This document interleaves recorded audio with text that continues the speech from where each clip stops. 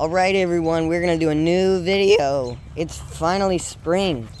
And in this video we're going to teach how to basically take care of your baby fish after they hatch in their eggs.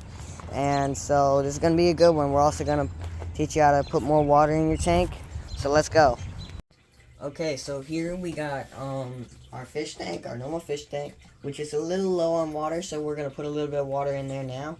But right here we have a baby fish who just hatched.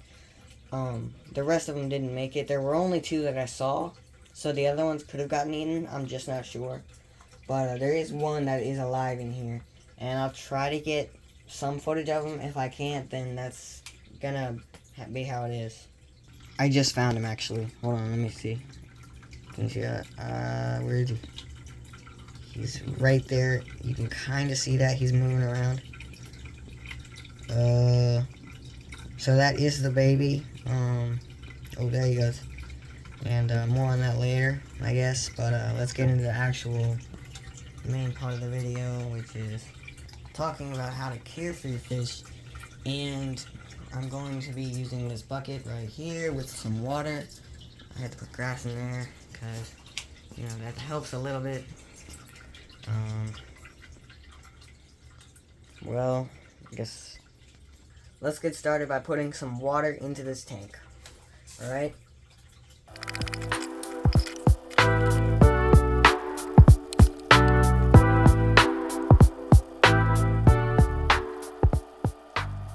Okay, now that we're done that, we're gonna get into a little bit of the baby care for fish. So this is where the baby will be until he's big enough to go to the other tank, which might be a little while. So, expect that in a few months. Oh, there he is. You can see him right there. If you can kind of, yeah, he's right there. Update on the other fish. Do we want to see an update on the other fish? Hold on, first I do need to give you a few tips. Be careful with the water you're putting in like a small container for your baby fish, because they are extra sensitive because they're new, and any bit of chlorine could kill them pretty fast. Same as your other fish, but like you have to worry quite a bit about baby fish, a lot more, because they're not used to all that bad stuff and things like that. As for the big fish, well, we'll get into that. As you can see, there's that tank and everything, and basically I only have 1 catfish left. I don't know if I told you about that. One of them died, and it's a little upsetting, but maybe more in the future. I don't know. The big one's still alive. He's kind of in the front here, but you can't really see him too good. I still have 3 of the minnows. 2 of them did die, and they were the big ones. A little upsetting again, but maybe more in the future. I might be able to get more fish then. But as for right now, what you're gonna want to do is make sure you're feeding them enough, but not too much. Because once they get too big and then you're not feeding them enough, then it's a little too much for their thing. Like, you know, like if they're big fish, you're gonna have to feed them a lot more, and that's not good, because fish food is not that cheap unless you're getting like something like this, which it works okay. It's just these little flakes, you know.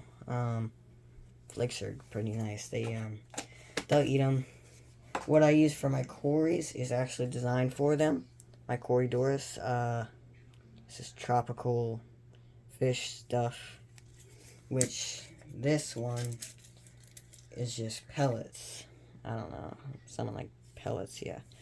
Anyways, let's throw like a pellet or 2 in there, and they should eat that eventually, but they don't come to it just like the minnows come to their food. The minnows even nibble at that kind of stuff, but they will not eat that stuff. It's not.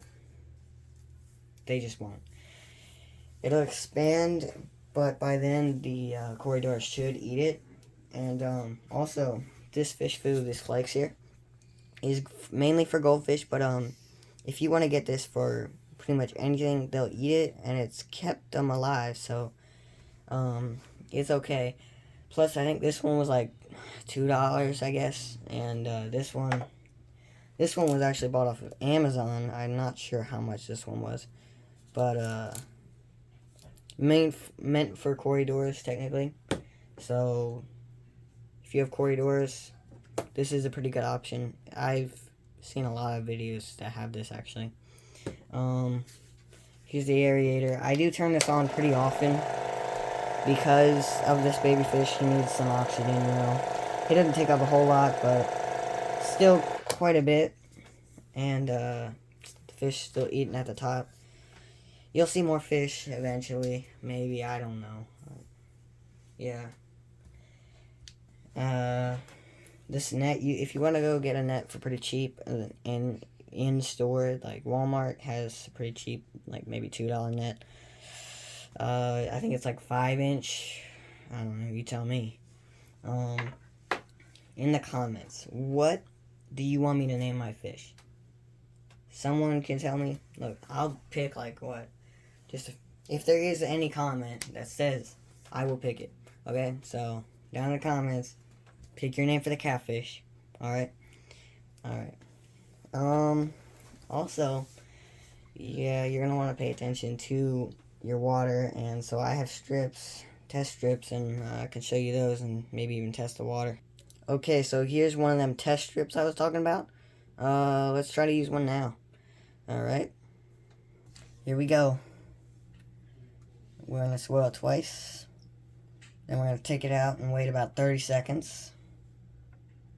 Okay, it's been about 30 seconds, so, yeah, the reading should be pretty clear. We're probably around 20, I would say, on this chart. Maybe 40. For that one, I think our pH level is around 7.5 or 7.0. I don't know. So yeah, that's why I added more water, because their water wasn't super clean, but now that I added more, it's all just mixed together and kind of less. Oh, there's the catfish. He's on top of that. Oh, he's scared. He's a scaredy cat. He's a shy boy. Yeah, so drop your comment for the name, and if you want to give the baby a name, maybe you can comment on that too, and we'll see you in the next video. Bye.